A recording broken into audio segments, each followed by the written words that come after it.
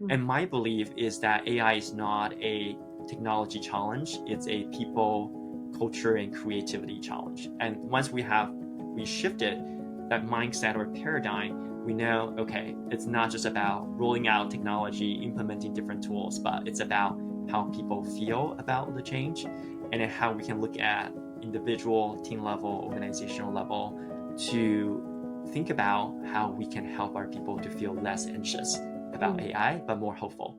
Welcome to the Leader Lab podcast. I'm Michaela Mathry, Chief Marketing Officer at LifeLabs Learning. If you're a senior people leader, you're navigating a workplace that's changing faster than ever. This season, we're exploring what it really takes to build resilient and adaptable leaders, managers, and teams. Let's dive in. Welcome to the Leader Lab, Will. We are so thrilled to have you.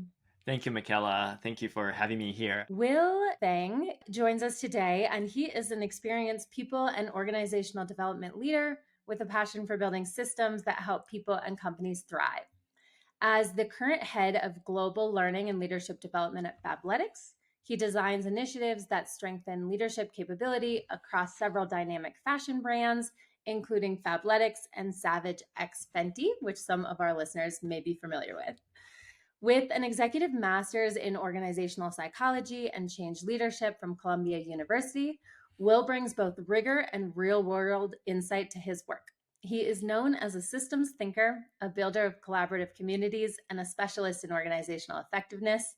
He helps teams navigate change, accelerate growth, and achieve lasting impact through evidence-based frameworks, some of which we're going to learn about. His scope also now has been expanded to include people and AI enablement, which we will also dive deep into because I know a lot of our listeners can relate to that recently expanded scope of work. At the core, Will is very dedicated to designing organizations and cultures that unlock potential so that leaders and teams can thrive, especially in this world of fast-paced, high growth, and dare I say, relentless change. All right, Will, we kick off every episode with the same question, so we'll start there to orient us. Can you tell us about one small behavioral shift that you have made recently as a leader and what impact it had? So every Friday afternoon after work, I will take about 10 minutes to find a quiet place. So I work in a hybrid work environment where Friday I work from home. So I'll be in my home office and finding a quiet spot to reflect on what I have accomplished for that week. And then also reflecting on how am I feeling, what am I thinking for that week, any learnings that I have taken away from that week, and also planning within that 10 minutes, planning what are the 2 to 3 big rocks I would like to focus on for the following week. So I'm not like in the weeds every single day. Like I'm really being intentional about the big rocks I want to focus on and just really focus on those things. And of course, there's, I call the whirlwind, right? Like there's firefighting, like every day, like people asking for things that urgent stuff that we need to get done. But this simple practice really helped me stay grounded with what are the most important things I need to get done. We call those the MITs, the most important things. Can you give us an example? What has been a recent in one of your Friday reflections? What's been one of your rocks that you've kind of circled around? I will say last Friday, the conversation we're having is one of my big rocks for this week is really creating the space for our conversation. And so really spend the time to learn more about, the podcast we're doing here and then prepare to make sure I stay present here and then having a quiet place. And then that's an example of a big rock, one of the big rocks I have this week. The other is we'll talk more about the AI adoption, the AI training, which is another big rock that's coming not only for this week, but for the next 3 months and beyond. Amazing. Thank you so much for sharing that. It's so important to us at Life Labs. Like everything we do is so focused on behavior change. And I love giving folks an example of like, okay, here's one thing that you can do and kind of walk away with and implement. And I think as leaders, everyone could relate to this today. Yeah, we're putting out fires constantly, right? It's like literally, even now I'm like, I got to turn off the chat so that I can have this conversation with you. And it's so helpful to have those moments where you get 10,000 feet above and you're like, no, but really, what am I focused on and working on right now? That's right. That's where I have like the time block 10 minutes every single Friday afternoon to do that reflection and then looking forward as well for the following week. Wonderful. All right, let's set a little bit of context for listeners. Let's start with actually you, Will. I'd love to hear about kind of your background and what brought you to your current role.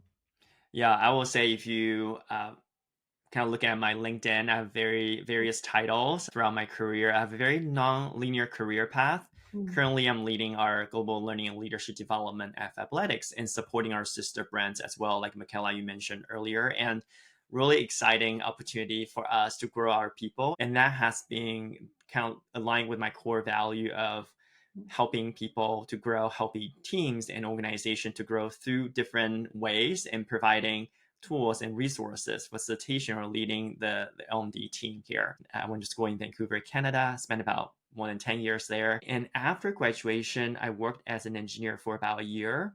I was working in a research and development lab here, actually in Torrance. And I didn't enjoy because I was not, I missed the human connection. I wasn't talking to people. I was working in the lab, right? 10 hours a day. I was like, I miss that part. And I know I'm a people person. Like I love to work with people.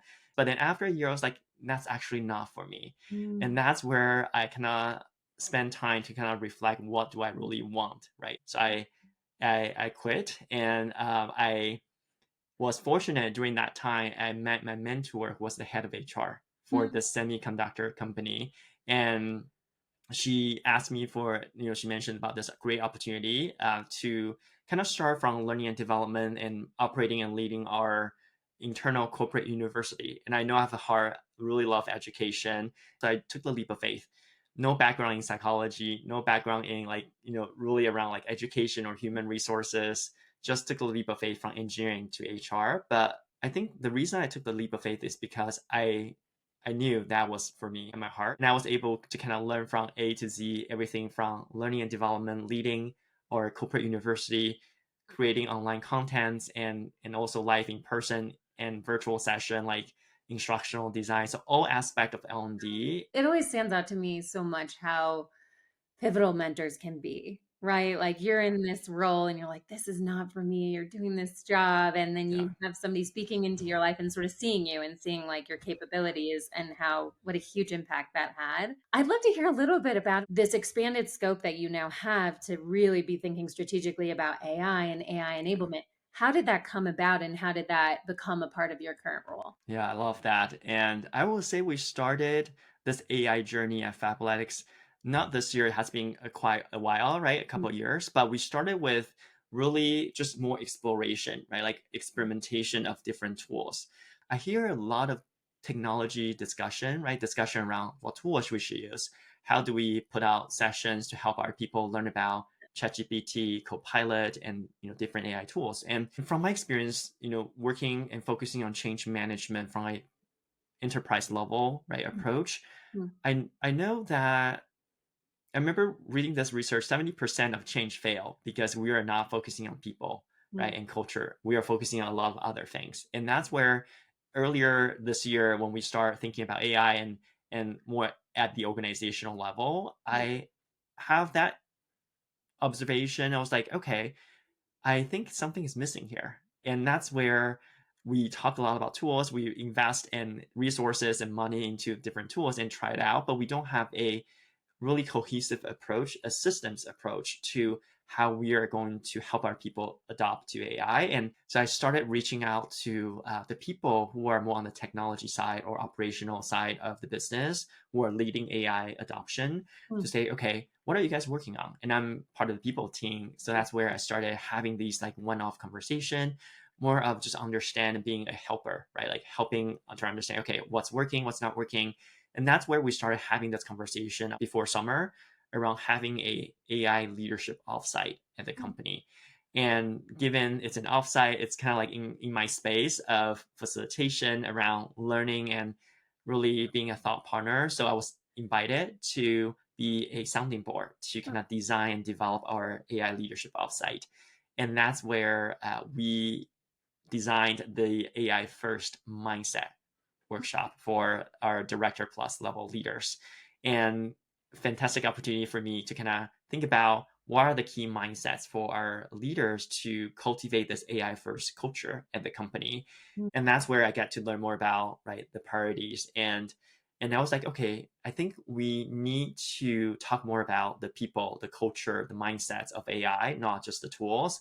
Mm. And my belief is that AI is not a technology challenge, it's a people, culture, and creativity challenge. And once we shifted that mindset or paradigm, we know, okay, it's not just about rolling out technology, implementing different tools, but it's about how people feel about the change and then how we can look at individual, team level, organizational level to think about how we can help our people to feel less anxious about Mm. AI, but more hopeful.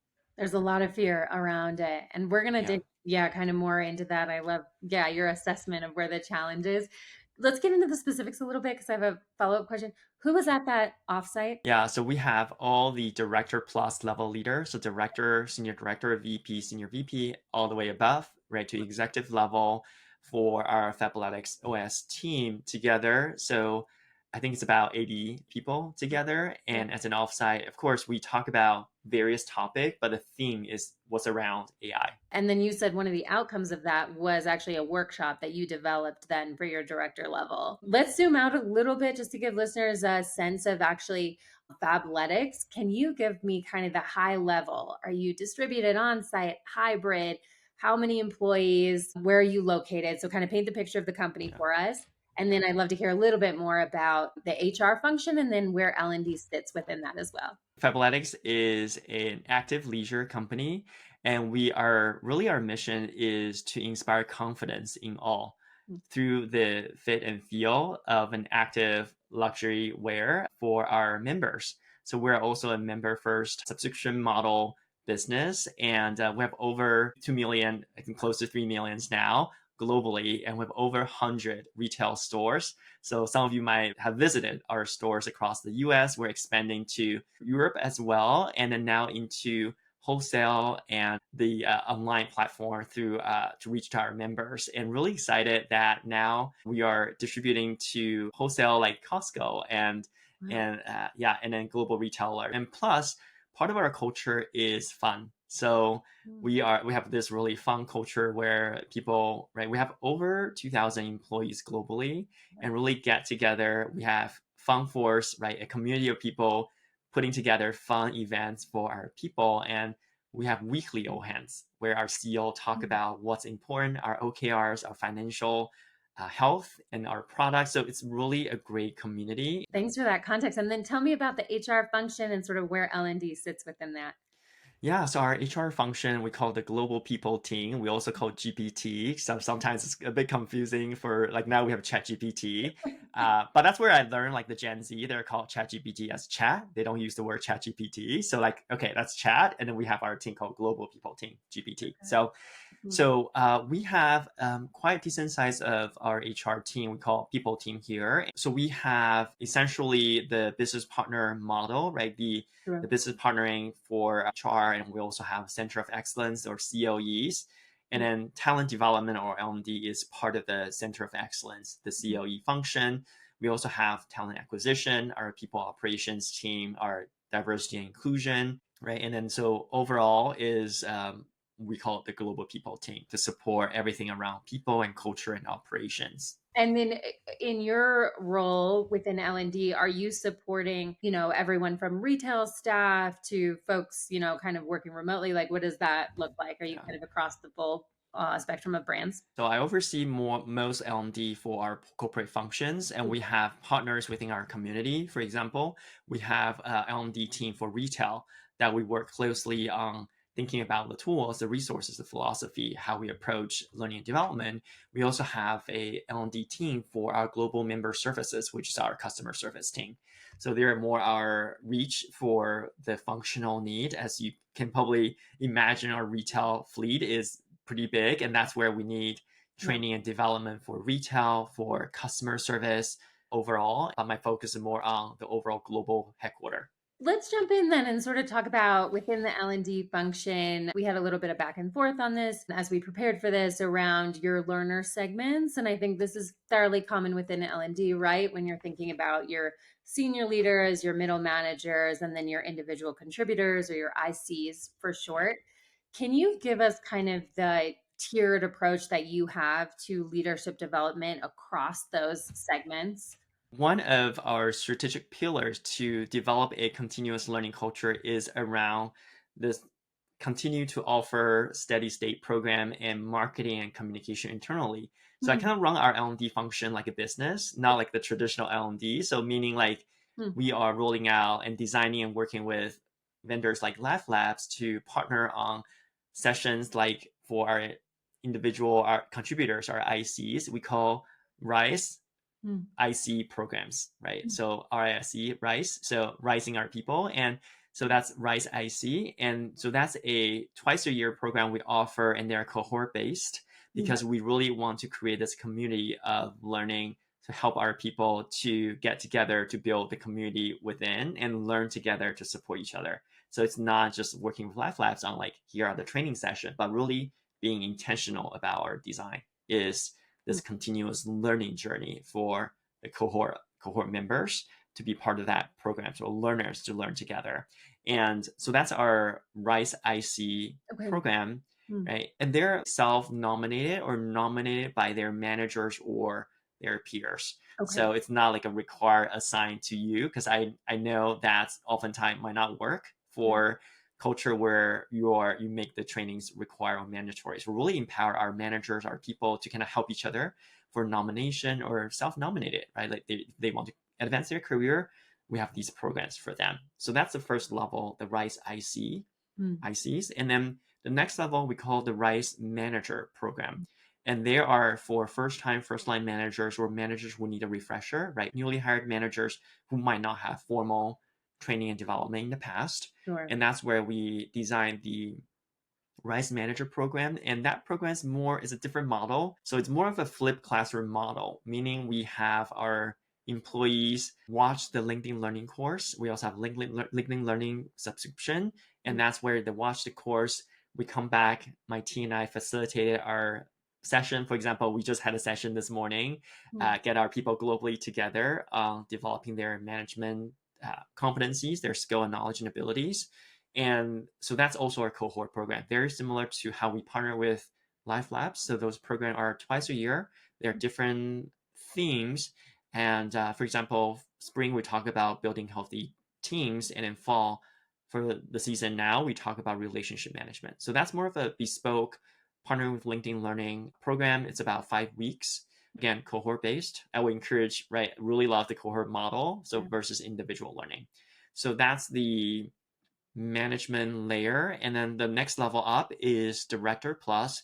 We have programs to focus on hypo or high potential employees, director and senior directors, and helping them with coaching, one-on-one coaching, helping them with more high touch, white glove service programs. So that one we partner with a vendor externally and develop this program, which is about, I think, 6 weeks, 6 to 7 weeks. It's very intensive. Hmm. And we work with that university, the top university in the US, to build out these programs for our hypo. And I will say it's less than 10% of our employees, leaders, go through this program we call Lift. And then on top of that is our Elevate program. I know, Michaela, we talked a little bit about this, is for our VP, our vice presidents and above, SVP as well across the globe. And the reason we have that program was because we didn't have a lot of really like tools and resources and programs for our senior level leaders. We do have coaching, but from my experience, my time here in the past almost 2 years, I learned that people at the higher level really need opportunities as well. It's not just for IC and managers and directors and above, but also VP and SVP. So we could create this space and communities for our VP, SVP to get together. And this is a year-long journey. We are halfway through, well, more than halfway through now, getting the VPSV together on developing trust, helping them to inspire trust with each other, helping them to really create the vision and execute on those strategies and learn how to coach their team members. And again, this is a cohort based, but this one is more about really offering this to all VP, SVP across the globe.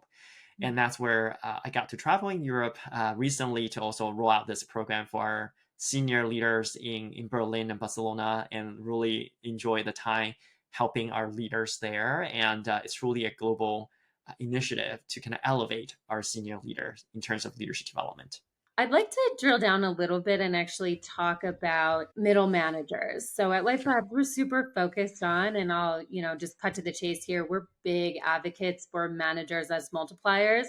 We think that they really are foundational to the growth of any business and something we say. And, we have just seen across the number of high performing, fast growing companies that we work with that no great company was ever built without great managers. Mm. And and yet, at the same time, I recently read a study, I think it was published in 2025, where Gartner estimated that by 2026, 20% of organizations will leverage AI to eliminate more than half of their current management roles. So I'm really kind of middle management roles. I'm really curious about like what your perspective is when it comes to the role of the middle manager and how you think about them at Fabletics.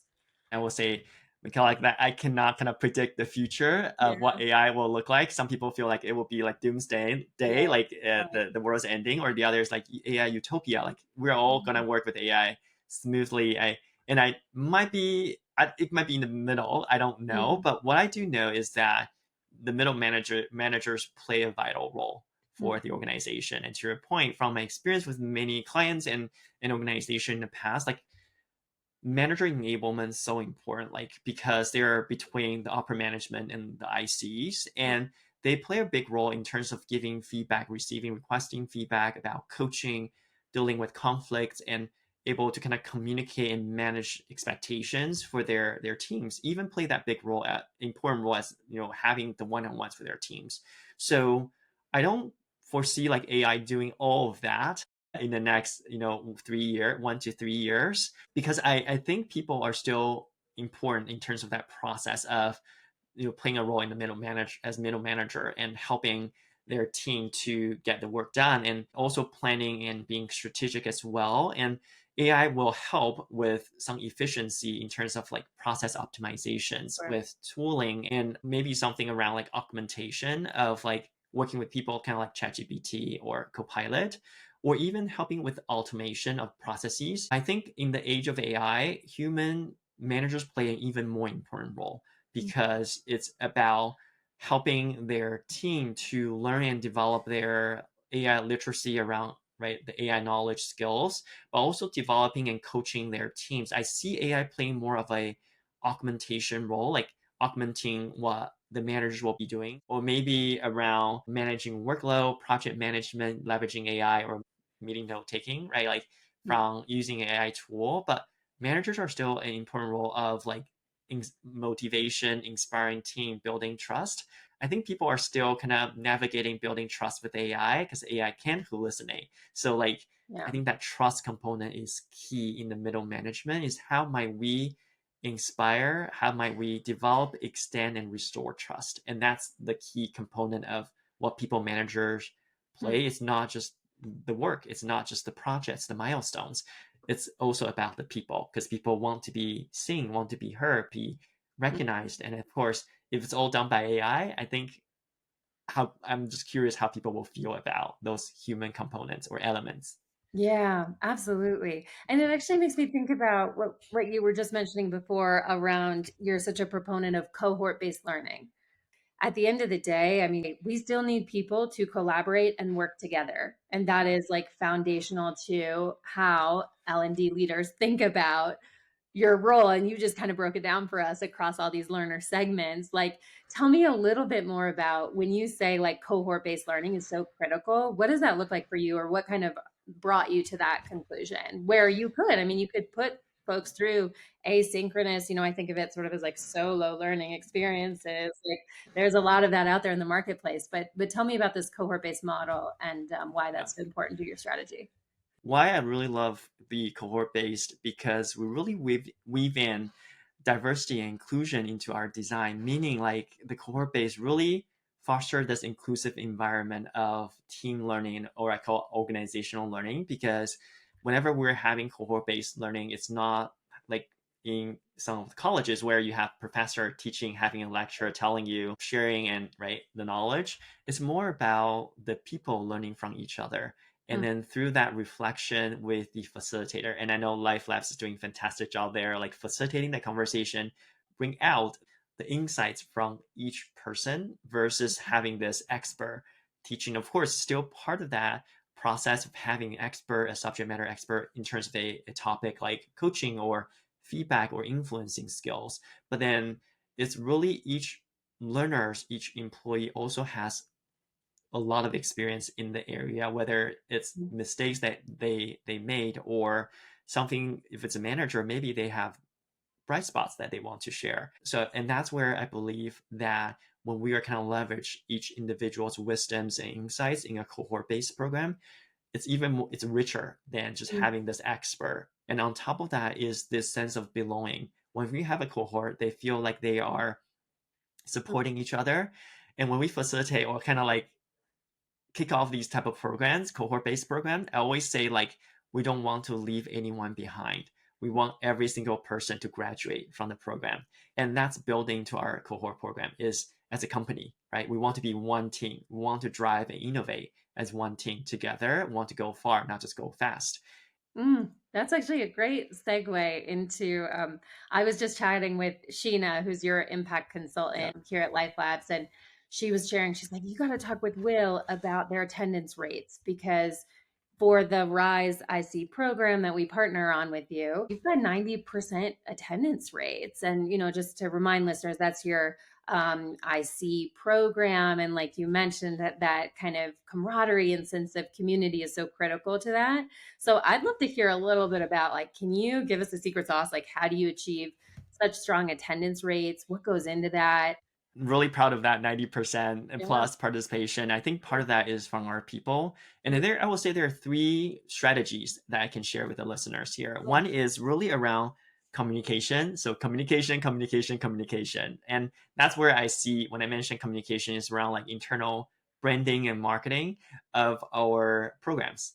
Right. So in the past, before I joined the program, we have a lot of actually fantastic programs, L&D programs, but we did not talk enough about them. So like people like unless you are self-nominated or your manager nominate for you, or maybe you see this email maybe once every 6 months, you're like, okay, I want to join. But and that's where I was like, there were opportunities where we can communicate more Mm. as an L&D team, right? Letting our people know. And like every month, like we stand in front of our employees at our we call huddle or all hands meeting to let people know here are the programs that's rolling out. These are the program for next week. And it's not only about L&D. There's other people topics, but we always want to remind people. And I know from a psychology perspective, we want to see at least 7 times, communicate 7 times to kind of help people remember, right? And that's what we do is to continue to communicate to our people for enrollment of our L&D programs. So it's just continue kind of ingrain like design in our part of our culture, both physically, digitally, and to communicate. And we also part of that is celebrate. So when people are going through this program, say with Life Labs, we celebrate their graduation with the program and we give them high fives. We kind of talk about it at our all hands meeting, and then we send individual email to their manager and like congratulate their team members investing their time for development. So that's kind of like the communication celebration of kind of like it's a positive thing. It's not like something that people team or HR team want you to do. It's not Yeah. something we just assign and go do it. We want people to feel proud of investing time in them. We want their managers to feel proud that their team members want to grow. And kind of that mechanic that reflected in our employee engagement surveys in Did the it? past. Yeah. Yeah. Mm. So like our growth scores, for example, for our employee engagement survey from Great Place to Work have increased more than 15% or 15 points in the past 2 years, and also kind of contribute to a sense of growth and career development at the company. That's So, kind of like the so that yeah, that 15% increase you attribute to folks having additional learning resources that's right. and development. Yeah. Yeah, because Michaela, I will say one Mm. quick story was that when I first joined the company, I was like, oh, we have a lot of already existing programs, and when people talk to me, I was like, okay, we're part of the L&D team or talent development team, and they're like, oh, I heard about it, but tell me more about it, or like Wow. never heard about these. I was like, we have been implementing this program for example, before I joined the company for 1 or 2 years, and people have never heard about the program. So like that's really not great. Like we need to kind of communicate more and Mm. let people know that even that if they're not joining the program, they see them Yes. across, right? They see them at the huddle, they hear their manager talk about it, they hear their peers joining Life Labs learning. Mm. They're like, okay, they feel a sense of growth within the organization. It's everywhere. And so that's kind of like the first part. And then the other is around more around like design, how we design the program is where we if people like miss the first session, the Right. kickoff Yeah. of Live Labs, we kind of nudge them. So Mm. we're like, hey, remember, like we kind of remind them, right? Instead Mhm. of just like not telling them, we remind them and nudge them uh, gently, like, hey, you missed the first one. Please join the second Life Labs Yeah. learning, Yeah. right? And then that applies to all our LMD programs. And then the third part is around when we talk about the community, right? When we have this community, we have people to kind of work with each other. Sometimes we'll assign accountability partner. So Okay. when they have like partners in the program, they feel like more motivated to show up not only for the contents but Yes. for the people, their friends The within the individual, program. right. Yeah. Yeah, Yeah, yeah, really personalizing it. I love yeah, this approach and, obviously I live and breathe marketing, and in marketing we think of this as air cover. It's like how many times and how many places can we reiterate? And I love it. The rule of thumb is 7 times, right? Like yeah, you need to hear something 7 times to really retain it and remember it. And I think what you just shared with listeners is so helpful because you shared all these internal channels that are specific to Fabletics, right? Like some of us yeah, have a campus with screens and some of us don't. And yeah, some have an intranet and others have all company meetings every Friday. And I think it's really just thinking and working with your internal comms folks and thinking about like where are the opportunities to sort of plug in and reiterate these opportunities, because you're right, the first barrier is just awareness. Like does in the marketing funnel, it's step number one. yeah. It's like, does everybody know that these are available, much less have they sort of opted in. I'd love to kind of dive in now and chat really a little bit more expansively and open about AI and L&D.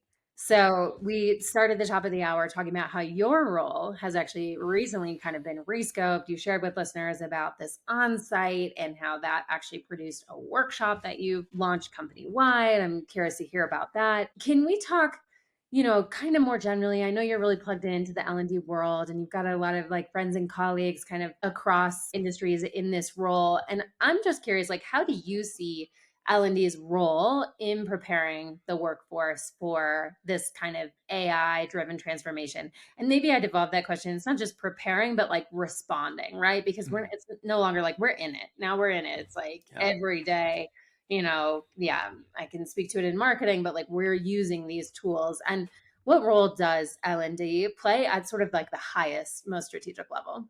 Yeah. Love that question because I believe LMD team play a vital role in terms of AI adoption and enablement. I think even more so than other Hmm. people team, right? Of course, talent acquisition, there's a lot of opportunity there. But Yeah. from an internal perspective, all people team or HR team members play an important role there, like leveraging AI. I think a lot of companies, from my experience from networking and from some of the webinars and podcasts, like they're trying to figure this out. And I think for in terms of L&D professional, like we play a huge, a very important role in terms of this transformation or AI transformation because we play a role of developing our people and organization at large. That's always my mindset. We're not just here for training.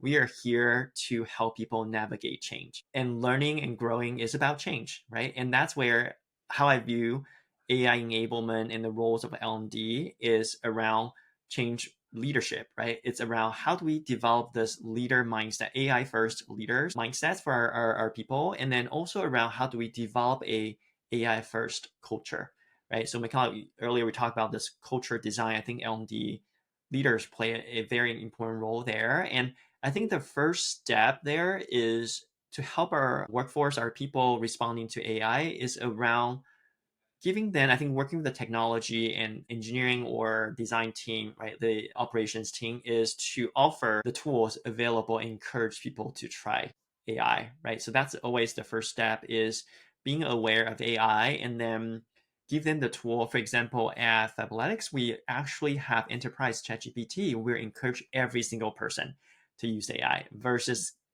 just figure out your own tools. Like we actually offer this. We offer education and workshops and Mm, resources for people to learn about prompting, to learn about asking better questions, mm, helping them to personalize their AI tools. So like I think that's really the first step is being aware and then being open, right? Being curious.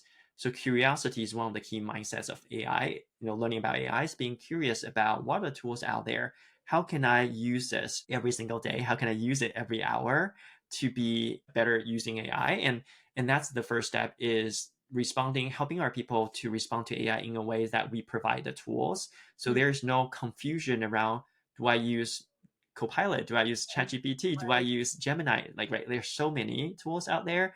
People can still use those tools, but we want to have a centralized tools and governance around AI and AI adoption. And then the other part of that is helping our people to understand where they are. And so we launched our AI surveys.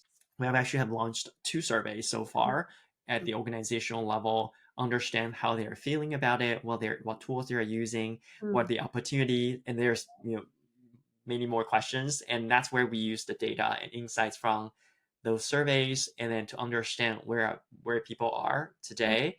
And of course, the results varied, and there are some people feel like excited, there are people feel mm, anxious. So using those data to see to meet where people are at, and then that's where we have built out different, I call it the interventions. So like we have different community. I think the first step is let people know it's urgent, like yeah. it's a sense of urgency. Like Easy, sure. yeah. So that's the first step is Yeah. about change. Is like we need to know this is Yeah. important. We cannot wait till next year. We cannot wait till 2 years to kind of roll out systems and tools and mindset and workshops, Yeah.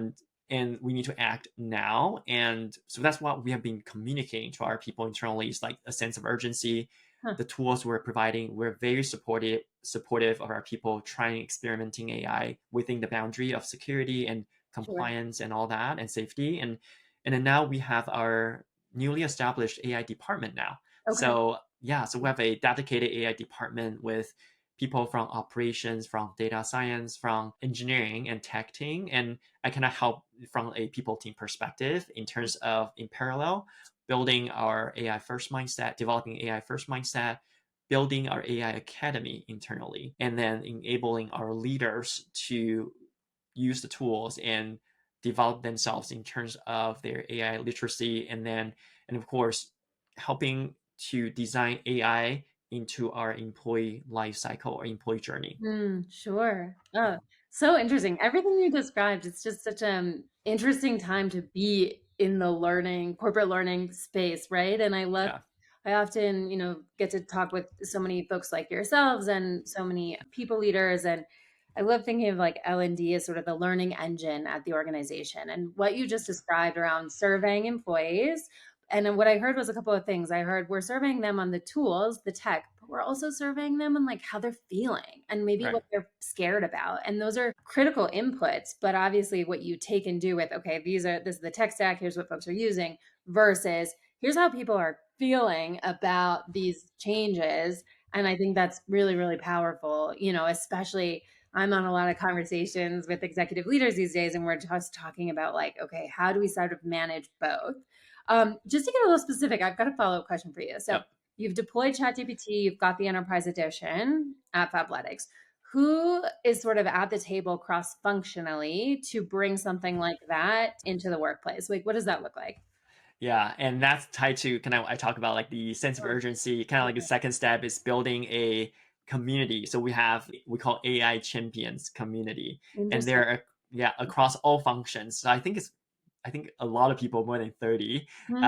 like Hmm. champions across IT, marketing, Yep. sales, right, and retail, fulfillment center, and all that, like tech, and even regionally, we have a representative getting together every month Hmm. to kind of be the change agent or change leader for AI for their functions, and that's where we have the centralized governance model, and then like sharing, and then at the same time is working with this community to co-create, and that's work in progress right now, is co-create learning contents for our people. And that's where I believe the peer-to-peer learning or social learning is so important, because Mm. it's not just the core team like rolling out programs or we buy these AI contents or Right. resources. It's like we want to enable our leaders, our champions, to also co-create these contents and having these like regular lunch and learns and AI sessions with our employees. It's so interesting. Yeah, the AI champions. I've heard that from some others, and I think that's really critical. What balance do you think that L&D should strike between technical upskilling? So think about that in terms of like AI literacy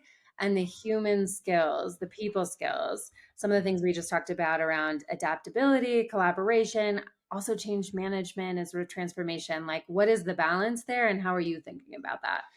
Yeah, I think there's opportunity where we can play both parts and really having this holistic view of building out the technical catalog, right? And I earlier I talked about the AI Academy. We're really looking at the different level of from beginner, intermediate to advanced level of learners and employees on AI. And we also have the tools around like how to use ChatGPT, how to use design tool like Midjourney or Adobe, right?